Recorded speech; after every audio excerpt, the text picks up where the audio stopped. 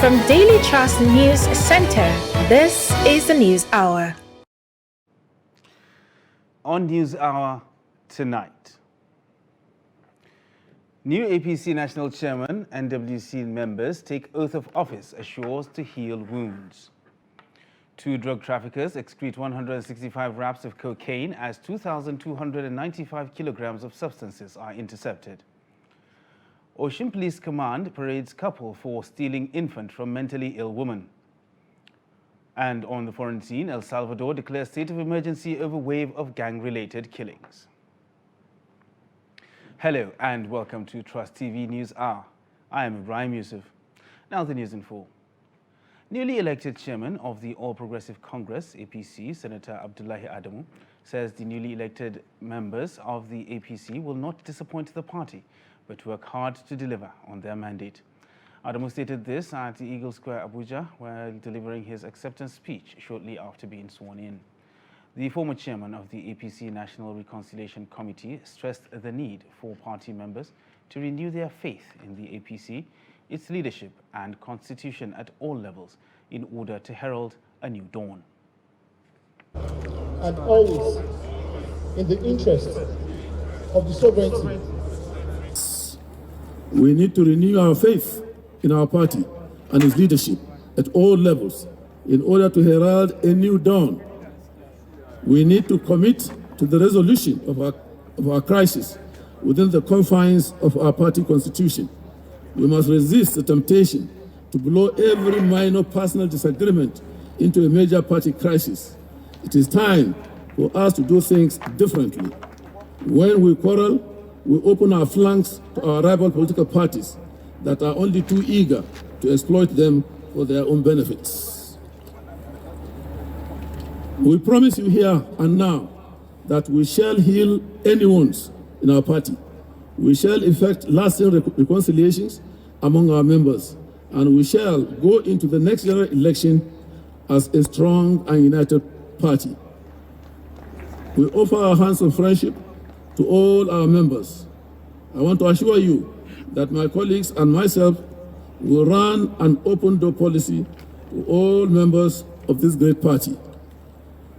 No administration in the history of Nigeria or anywhere in the world has performed as much as we have done within this subsequent time, given the enormity of the problems that we inherited from the misrule of the PDP for 16 good years. Meanwhile, President Muhammadu Buhari has tasked the new national leadership of the All Progressive Congress, APC, to ensure effective utilization of the over 40 million registered members of the party to strengthen and consolidate its wins. Speaking at the just concluded National Convention of the party in Abuja, the president assured members that the party will weather its internal wranglings and emerge stronger. Trust TV's Shafiq Suleiman reports. Adesanya Ayetunde scored 791. This is also zonal election. It involves only 6 states. Iyabo Orokoso scored 21, and we have 9 invalid. So Adesanya Ayetunde scored the highest vote and is declared winner. That was Jigawa State Governor and Chairman Electoral Committee of the All Progressives Congress APC National Convention announcing the result of some of the contests at the just concluded National Convention of the party. He earlier told the gathering of delegates and other party faithful that in line with President Buhari's preference for consensus as a strategy to guarantee a rancor-free exercise, a number of aspirants have voluntarily withdrawn from the contest, including that of the national chairman of the party, national secretary, amongst others. The situation here is overwhelming in terms of the crowd. Security agencies were initially here. They barricaded this access, and of course, but because of the overwhelming nature of the crowd, they've broken the barricade and then overwhelmed the security agencies who had to leave and they occupy here. As you can see, I'm sandwiched by some of the supporters, mostly from the southern Borno, who are here to canvass for the support for their candidates or aspirants who are here. It appears the security agencies are limited in terms of number. They've been overwhelmed at some point. They've been trying to create a barricade so that the supporters will not go into the venue without being authorized to do so. But it appears they cannot keep the enforcement of the restriction, and they had to leave. Speaking earlier at the convention, President Muhammadu Buhari, while acknowledging the successes recorded by the Memalabuni-led caretaker and extraordinary convention planning committee, described as monumental increase of over 30 million registered members of the party within 18 months from the 11 million it initially has, which he says must be effectively harnessed to sustain the party's winning streak. We should learn how to resolve our differences without jeopardizing our personal relationships and the fate of the party. I want to thank the Progressive Governors Forum for heeding to my advice and suggestions in settling the leadership dispute. Your Excellencies, distinguished ladies and gentlemen, let me seize this opportunity to remind you of the importance of voter registration and education among our members.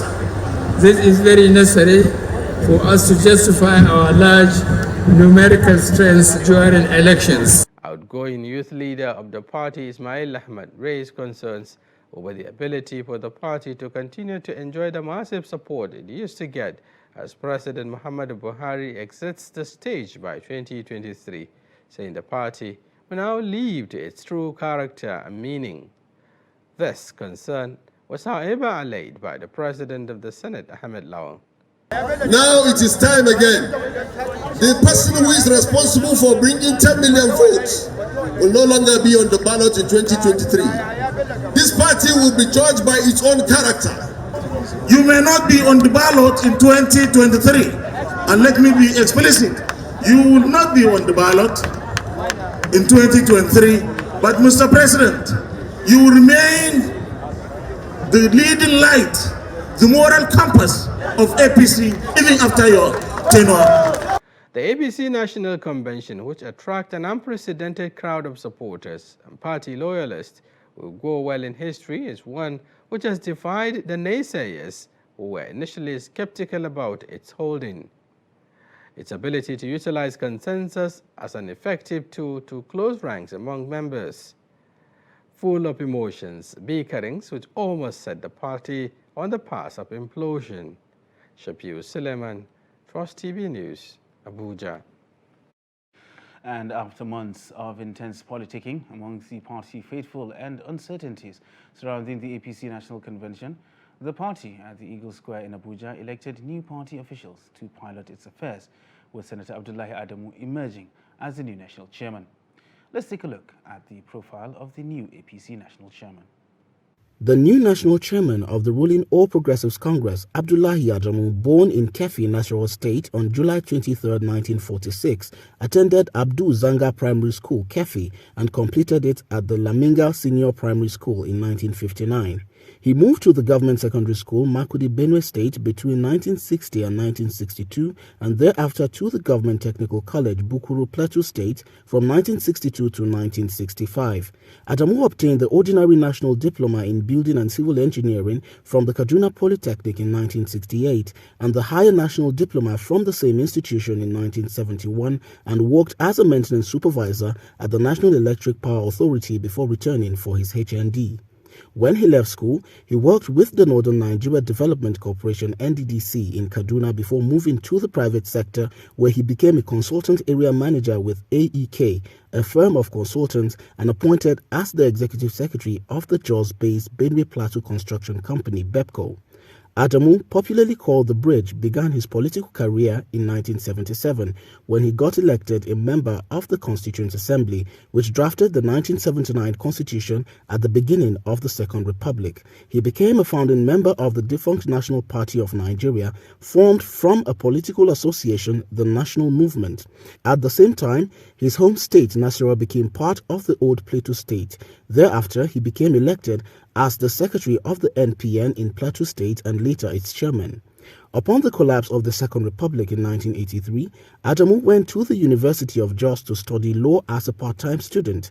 He, through with his studies, by 1992 enrolled in the Nigeria Law School, Lagos. In 1994, the new APC chairman got appointed as a member of the National Constitutional Conference, convoked by the military administration of Sani Abacha, and a year later, in 1995, appointed the Minister of State for Works and Housing, a position he occupied until November 17, 1997. When late General Sani Abacha lifted the ban on politics, the new APC chairman joined the defunct United Nigeria Congress Party, UNCP, on whose platform he wanted to run for the governorship seat of Nasarawa State, a process truncated following the death of late Abacha in 1998. In 1999, following the restoration of democracy in Nigeria, Adamu became a founding member of the People's Democratic Party. He contested and won the governorship election of Nasarawa State and served for 8 years between May 1999 and 2007, and also served as chairman of the Nigeria Governors Forum between 1999 and 2004. After his tenure, the EFCC charged him to court in 2010 alongside 19 other Nasarawa state officials with 149 counts of corruption. The anti-graft body accused him of embezzling 15 billion naira public funds. In 2007, the year he left office, the former governor won election into the Senate on PDP's platform to represent Nasarawa West Senatorial District in 2007. APC! Louder! APC! Next level! APC! APC! Next level! Thank you very much. And still talking politics, Governor of Rivers State, Nyesom Wike, says he has the capacity to win the 2023 presidential election for the People's Democratic Party, PDP. Wike stated this during a consultative meeting with stakeholders of the Benue chapter of the PDP at the Government House, Makurdi, on Sunday. The governor, who intimated the stakeholders about his intention to run for the presidency, solicited for Benue PDP votes in the coming National Delegates Convention of the party, even as he stressed on zoning. He said he is declaring his presidential ambition for the first time in Benue and cautioned the stakeholders not to sell their votes, but give it to him, adding that some of the PDP presidential aspirants were only after the power for personal gains. Wike also accused those who once left the party and came back to seek power of being the reason the party lost election in 2015. Noting that those founding fathers who ran away from the party and still wanted to be recognized have lost their shares. Candidates of the People's Democratic Party at the 2019 Kano governorship election, Abba Yusuf, popularly known as Abba Gida Gida, has defected to the New Nigeria People's Party, NNPP. Announcing his defection alongside his running mate Aminu Gwarzo and many other members of the Konkwasiya movement at a gathering on Sunday at the Konkwasiya House in Kano, Yusuf said they discovered that the PDP is not different from the All Progressive Congress, APC, which they left in 2018. Meanwhile, reports say the move is believed to be part of the agenda towards the planned defection of the movement's leader, Rabiu Musa Kwankwaso. According to reports, Kwankwaso is targeting March 30th for his defection to the newly resuscitated party. Meanwhile, Delta State Governor Ifeanyi Okowa remains committed to working to better the lives of residents till the last day of his administration. Addressing a news conference at his office in Asaba, Information Commissioner Charles Aniagu said the politics of 2023 will not deter the governor and his administration from delivering more infrastructural development, wealth creation and peace and security for Deltans and residents of the state. The commissioner, reacting to certain reports in the social media saying that the state government will not be distracted by such reports ahead of the 2023 elections. He also commends the media for objectivity in reportage, urging social media practitioners to learn from their colleagues in the conventional media by being professional according to the tenets of journalism. Move in a certain direction. Our feeling that we have moved in another direction, even when we have not announced that we have moved in any direction. We have said, if you recall the last time I briefed you, that up to the 28th of May 2023, we will stay focused. We will, as an administration, continue to commission projects. We will continue to keep faith with the promises that were made to our people, both in 2015 and in 2019. But I must commend you that you have been very professional. You have not behaved like those who may not understand the tenets of journalism.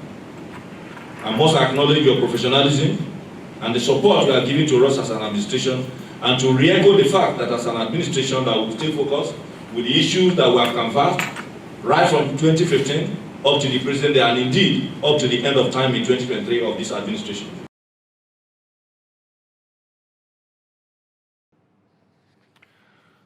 Meanwhile, a victim from the suspected IED that rocked the Damani community near Regasa in Igabi local government area of Kaduna State, Rabiatu Ibrahim, says Allah saved her life from the explosion planned by perpetrators of evil. Narrating her ordeal, she said she went out of her house to collect her phone, where she took it to charge when she heard the explosion.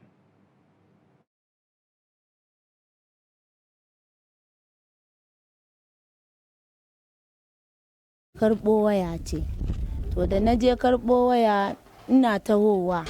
was on my way back from collecting my phone. I felt something covered my head.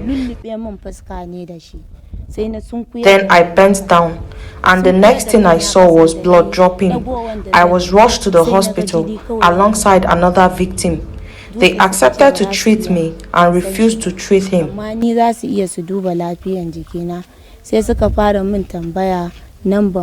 They asked for my number, and I said I didn't have a number.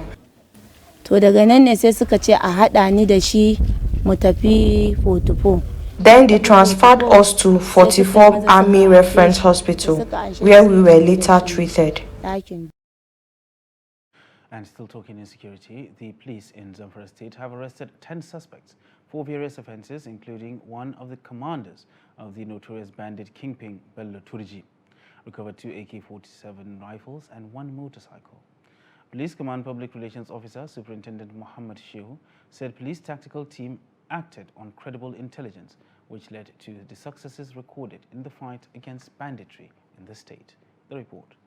The Public Relations Officer of the Zamfara State Command, Superintendent Mohammed Shehu, who addressed newsmen on behalf of the Commissioner CP Ayuba Elkanah, explained that police operatives attached to 42 Police Mobile Force PMF Gusau on anti-banditry operation at Safe received distress calls that large numbers of bandits were sighted heading towards Korenganua village in the Safe local government area of the state with the intent to attack the community. We had the prime suspect, Ridwan Ahmed, from Korenganua. We have other 2 suspects who are now at large. They committed the crime together at the same time, but Zeran was a flood while the police succeeded in arresting Ridwan Ahmed and the recovery of the said motorcycle. On 23rd March 2022 at about 21:00 hours, the suspect, Ridwan Ahmed, conspired with his partners in crime, now at large, and hired Okada rider, one at the Bello of Rawiya village in Gusau LGA.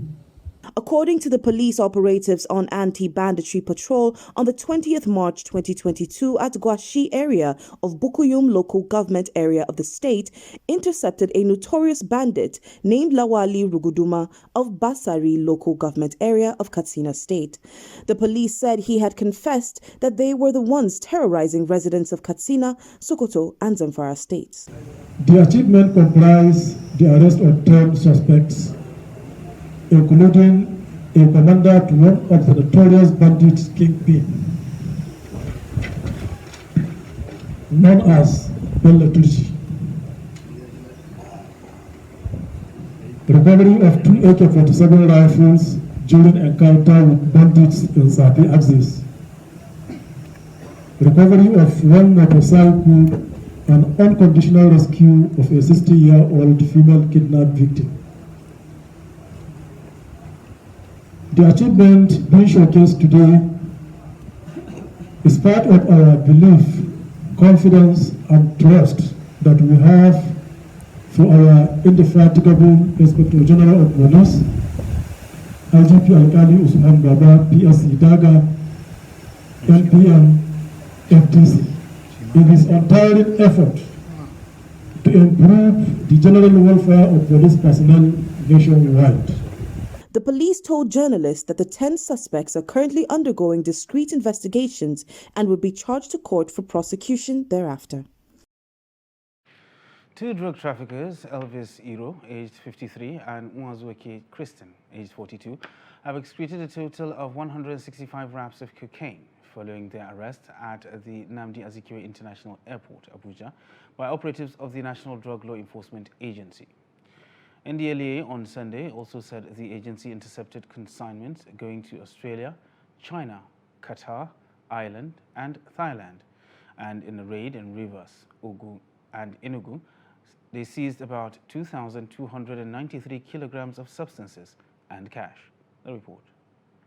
Under observation in the agency's custody, 53-year-old Elvis, who is a father of 4 children, hails from Abiriba, Ohafia local government area of Abia State. On Saturday, 19th March, upon his arrival from Addis Ababa, got arrested for ingesting 65 pellets of cocaine weighing 1.376 kilograms. During preliminary interview, he claimed he is an interior decorator but had to go into drug trafficking because he needed money to start a coffee business, take care of his family, and stock his newly acquired shop with curtain materials and accessories in Lagos. He said he would have been paid $1,000 on successful delivery of the drug in Abuja. So this shows that the content of this wrap is cocaine. So you can now pick another one and do the same thing.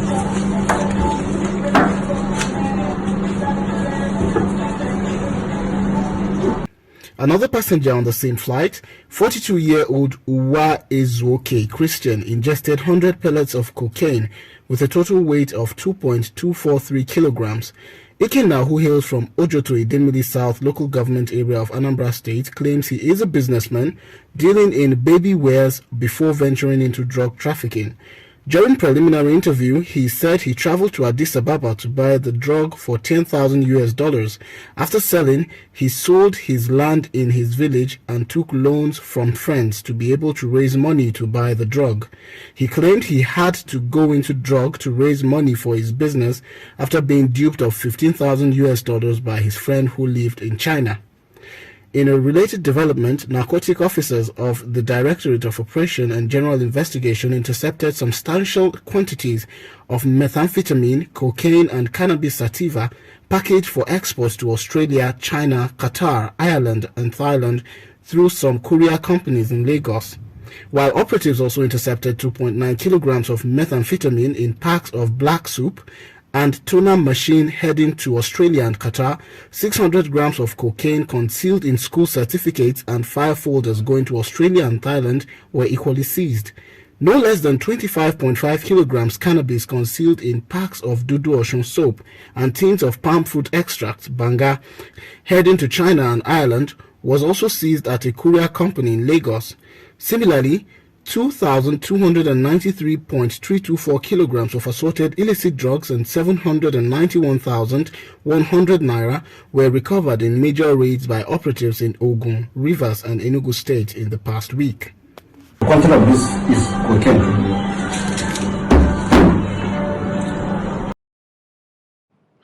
You're watching Trust TV News Hour.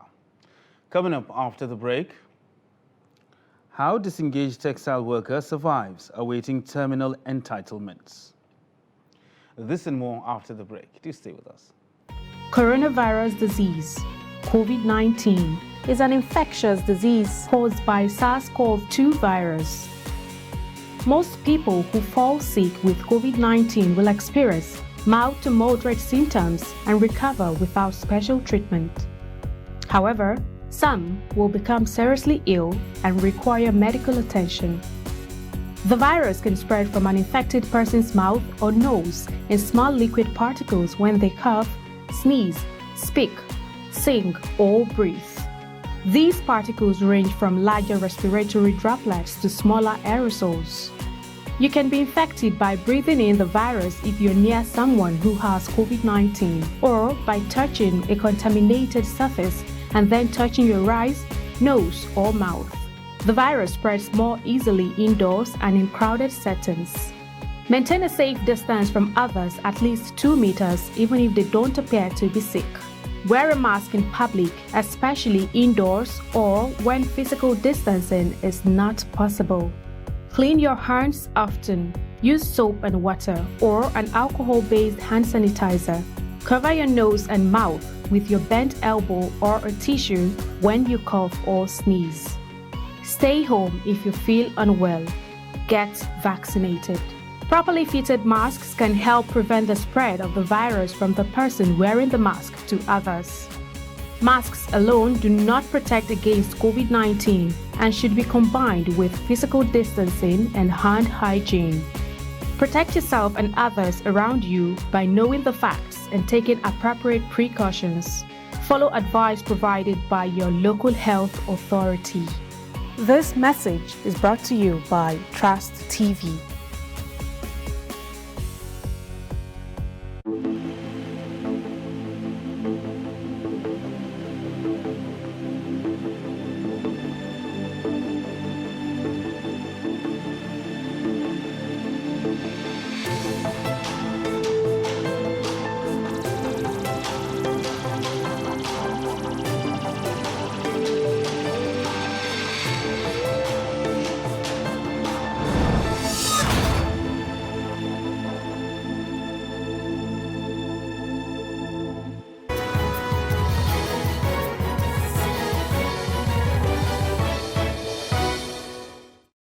Welcome back and thanks for staying with us on Trust TV News Hour. Now we'll look at our top stories. Newly elected chairman of the APC, Senator Abdullahi Adamu, says the newly elected officials of the APC will not disappoint the party but work hard to deliver on their mandate. And victim of suspected explosion that rocked the Mani community near Rigasa in Igabi local government area of Kaduna State narrates her ordeal. Now moving on to other news. Nigeria has recorded 29 additional Lassa fever infections and 6 deaths across 11 states of the Federation. The latest situation report released by the Nigeria Center for Disease Control, NCDC, shows that the new cases were reported on the 11th week of 2022, spanning March 14th to 20th, 2022. The report shows that the number of confirmed cases decreased from 33 in the previous week to 29 cases, raising the total number of infections recorded in 2022 to 659 across 91 local government areas in 23 states of the Federation. The Disease Control Center stated in the report that cumulatively from the first week to the 11th week of 2022, 123 deaths have been reported with a case fatality rate CFR of 18.7%. Adding that the new fatality rate is lower than the CFR for the same period in 2021, which is 20.6%. Adding that only one new healthcare worker is affected in the reporting week 11. Public and private COVID-19 testing operation centers remain open, but record low patronage of testing, as data from the Nigeria Center for Disease Control, NCDC, shows threats of COVID-19 infections are still not over across the country. The federal government, through the Presidential Steering Committee on COVID-19, set a new policy starting in April, in which inbound fully vaccinated international travelers will not require pre-departure PCR COVID-19 tests. Trust TV's Aisha Saliu visits one of the testing centers to examine the low demand in PCR COVID-19 testing and brings us this report. It's over 2 years since the inception of the coronavirus disease, with series of lockdowns enforced globally, amid concerns of the spread of the highly transmissible virus. Measures to eradicate the disease, like contact tracing checks through implementation of the polymerase chain reaction PCR COVID-19 test, treatment and vaccination, the virus continues to mutate, presenting with different variants. In recent times, testing across centers in the country has dropped amid rise in COVID-19 threats. PCR test for COVID-19 is part of a molecular testing. The PCR is just one of the techniques among the molecular diagnosis testing we have, so which has to do with it's a quantitative testing that quantifies the SARS-CoV for a particular patient. So it has, we use basically in Nigeria a real-time PCR technique. The real-time PCR, this real-time PCR also estimate, it's able to estimate the COVID, the SARS-CoV for a particular patient. And so it's a technique that is highly sophisticated, highly due to the high level of precision to ensure that there's detection of that COVID gene. Test is the sample is being collected from the individual, from the patient, which is either the nasopharyngeal swab or an oropharyngeal swab, or most times we collect both samples.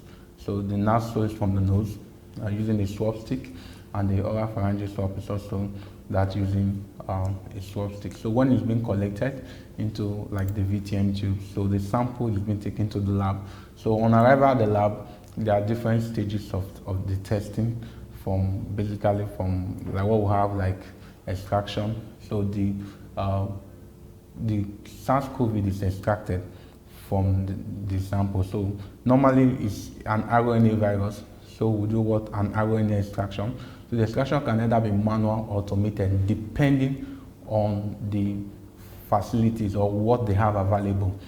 Expert at this private COVID-19 testing laboratory says testing is now based on specific purposes and needs. As at that time, Nigerians we do a lot of traveling. You don't know until when it comes to, especially at the weekend, you see a lot of clients. Maybe some of our facilities, sometimes we have close to 300, 400 in a day, basically, especially at the weekend. So that volume at that time, and the volumes are usually high at that particular time. So the testing becomes quite as part of a requirement for you to travel. So at that time, the volume was based on the traveling, and secondly, if there are incidents of 1 or 2 COVID cases in a particular office, they could decide, okay, let's say this organization will not screen everybody. So as at that time, it could come in a massive volume. Sometimes a day you could have up to 500 staff from a particular organization coming for COVID testing. So it is a little bit relative, depending on the circumstances, the situation, and the need and the purpose for the testing. Although incidents of low testing is recorded, he further noted that it does not imply record of low infections. The fact that testing is low does not mean there is no testing. It's a two different things. Testing is low does not mean there are no testing. Are you getting me? Just that when you say testing, to compare to the population, to compare to the individuals, you can say, okay, there is low testing, but that does not mean there are no testing. And that's why I said, if there are increase in testing, there is a probability that you have more cases because you have more volumes of people who are being tested. Let's say, for example, now, like if you test 1,000 people, probability of 1,000 having 5 or 2 is more than probability of testing 100 to have 2. So that's why I say it all depends on the character of the individual, the population, the prevalence of such in a particular time, and so those things actually affect those that come. The fact that there is low testing does not mean there is no testing. Even as if you could go downstairs, you see people are still coming for COVID testing, both foreign expatriates, indigenous people, especially those who are traveling. As the threats of COVID-19 infections are yet to be over in the country, it is advised that Nigerians continue to take the safety protocols more seriously. Aisha Salihu, Trust TV News, Abuja. Disengaged textile workers in Kaduna are only surviving by God's grace as their struggles for payment of terminal entitlements continue. Trust TV's Fatima Laden speaks to one of them who resorted to running commercial motorcycle to survive. The report. Baba says, despite his old age, riding commercial motorcycle in Kaduna State is his only source of income. But recent ban placed on motorcycles in the state worsened his misery. Our entitlement has not been paid. Even our salary for good 8 months has not been paid. Our annual leave, long service award attached to the gratuity, all has not been paid to us. Even those being terminated, resigned, they have not been paid them up to date. We have been struggling up and down by doing Okada work to manage our life. Even some of our workers died. Almost about, I think it's about 350 or 400 have died, right from 2004, December 2004. Even before then, our workers have been dying. Some of them, their wife divorced them because of this lack of money to feed them. To go for the medical treatment is a problem. We have been calling them to pay our gratuities, but nobody listening to us. Even the secretariats have done their best. We have been fighting, even call the state government, call the federal government, go to here and there. Up to today, up to this hour, no answer to our call.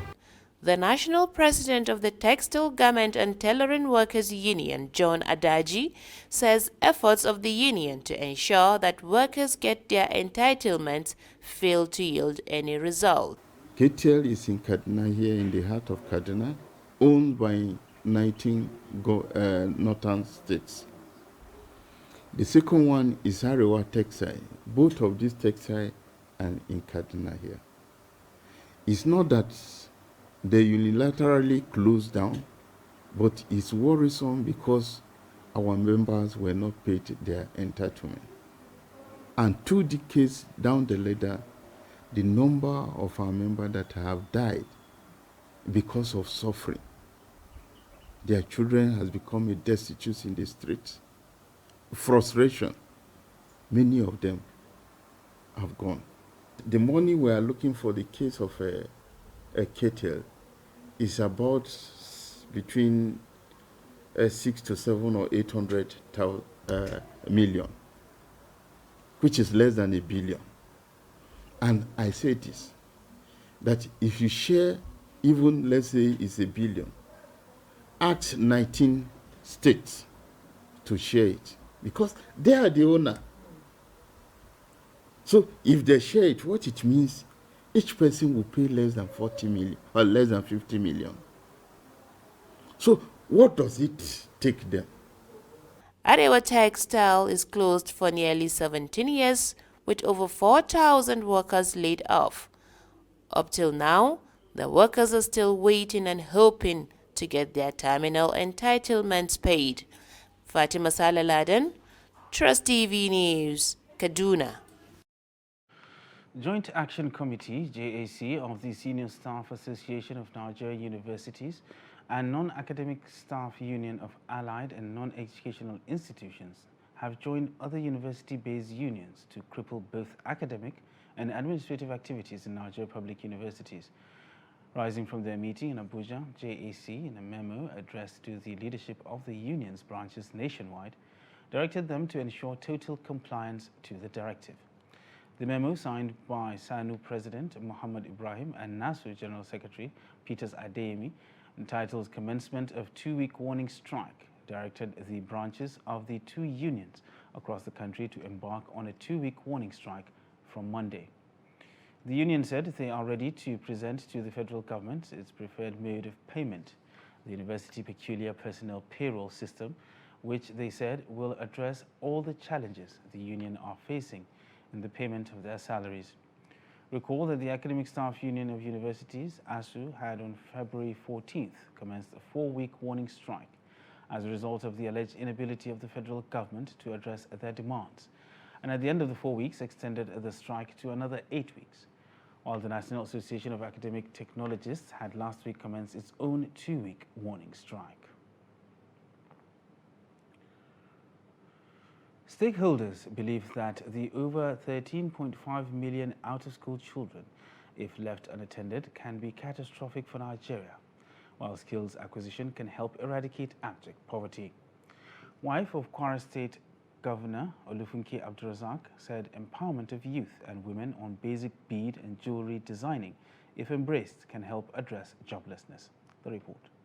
While empowering youth and women, wife of the governor said the major challenges confronting Nigeria youth and women is joblessness, adding that the group constitutes greater fraction of Nigeria's economically active population. New ways, she added, must be evolved to ensure that people are engaged, especially women and youth, as the available statistics reveal that Nigeria has a youth population of over 80 million, representing over 60% of the total population of the country. One of the major challenges confronting Nigerian youth and women today is joblessness. This group constitutes greater fraction of Nigeria's economically active population. Available statistics reveal that Nigeria has a youth population of over 80 million, representing over 60% of the total population of the country.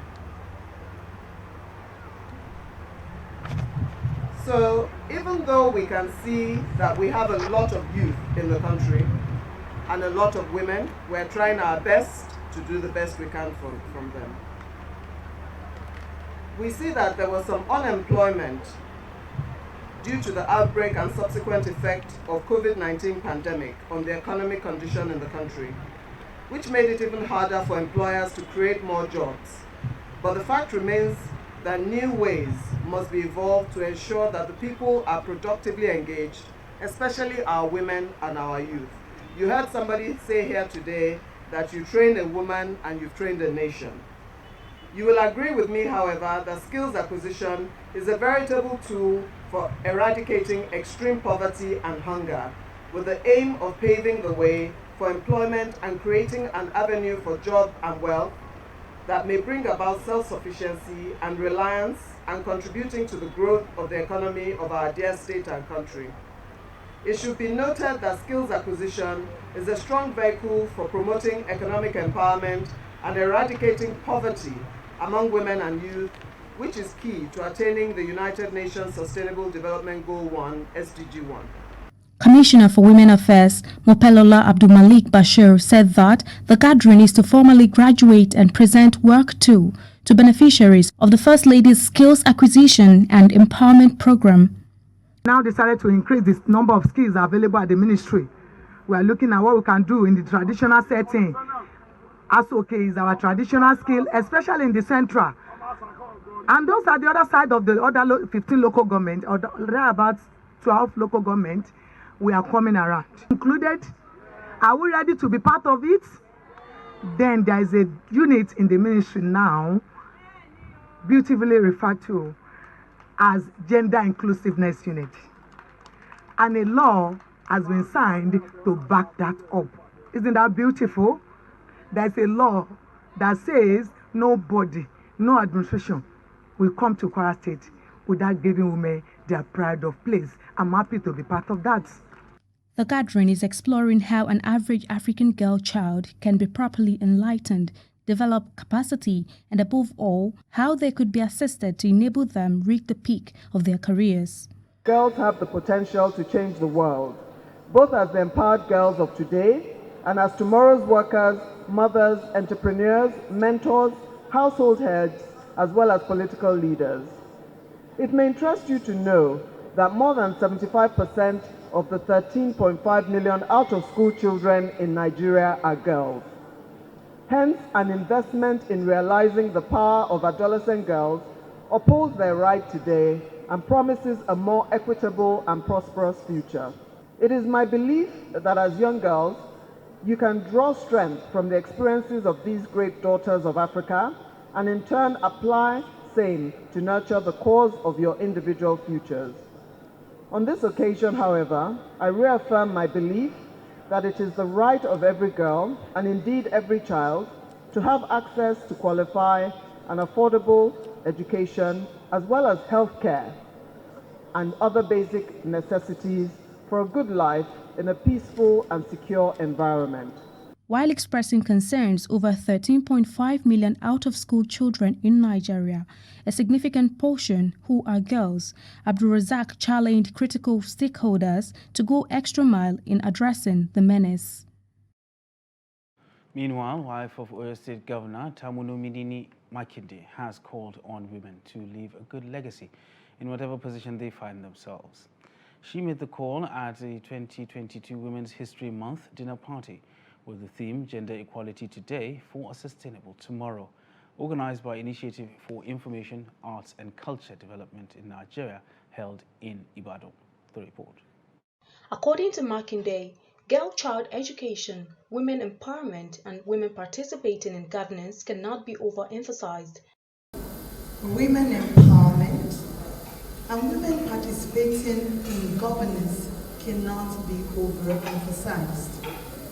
I want to use this opportunity to thank the organizers again of this event for the job they are doing in Oyo State.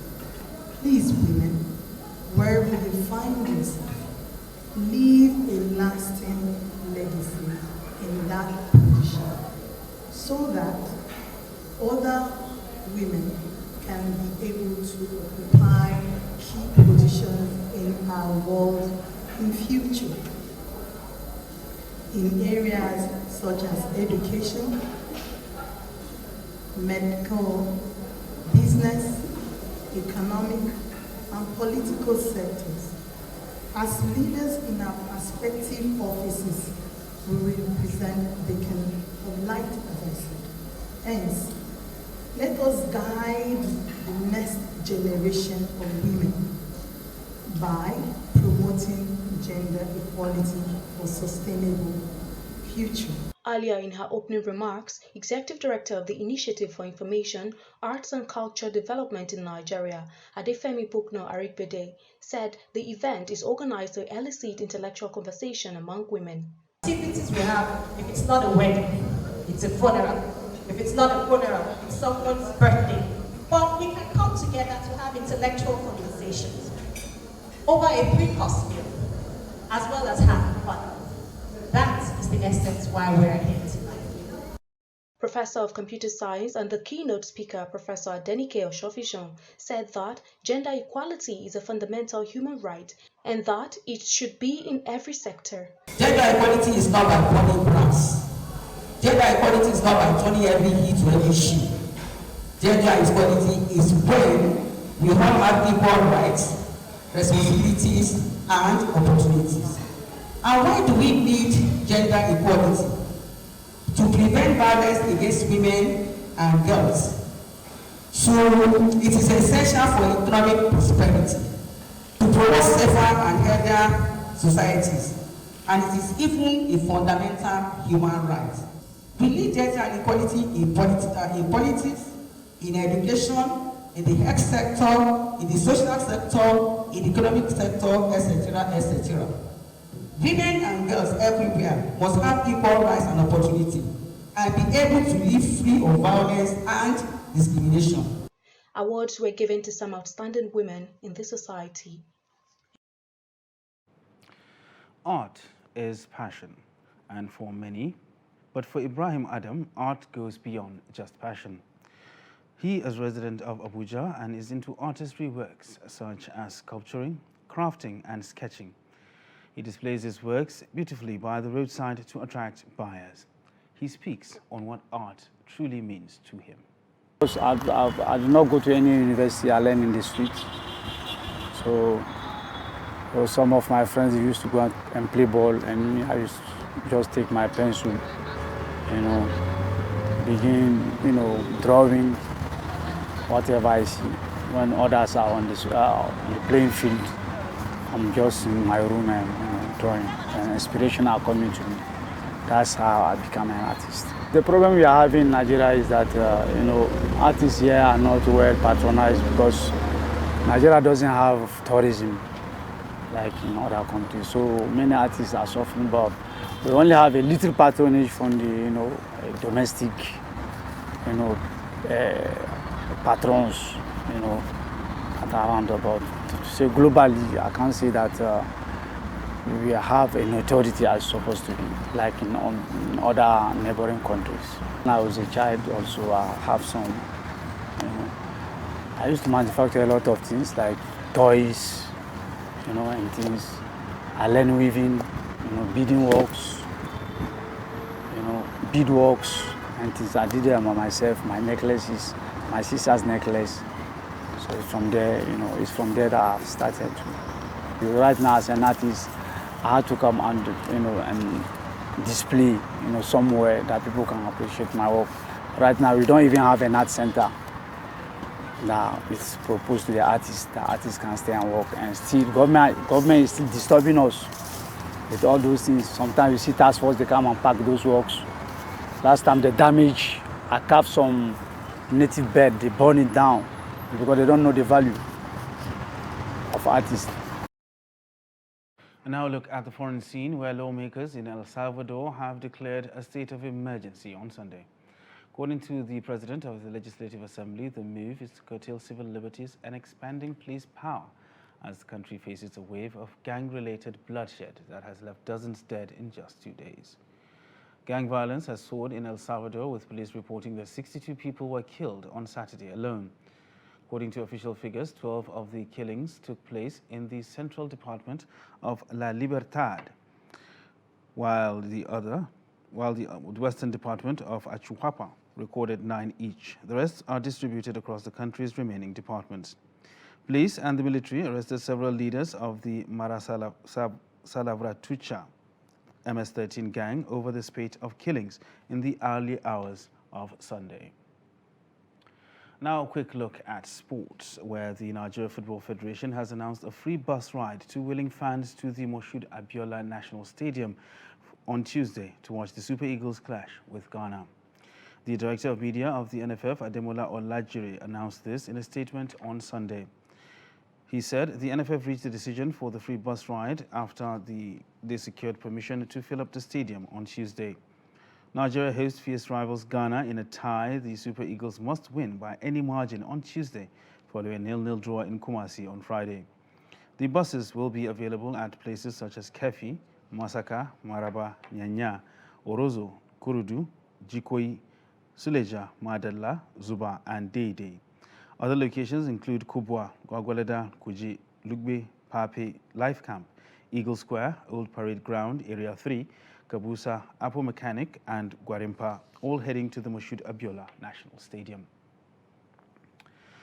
And Nigeria's under-20 girls, the Falconets, on Saturday in Benin City, earned a ticket to the 2022 FIFA Under-20 Women's World Cup after a 4-1 win over their counterparts from Senegal for a 7-2 aggregate victory. The result sends the Falconets straight to the World Cup, holding between the 10th and the 28th of August in Costa Rica. And that wraps up Trust TV News Hour for tonight. Don't forget, you can subscribe and follow us across all our social media platforms. I am Ibrahim Yusuf. Thanks for joining us.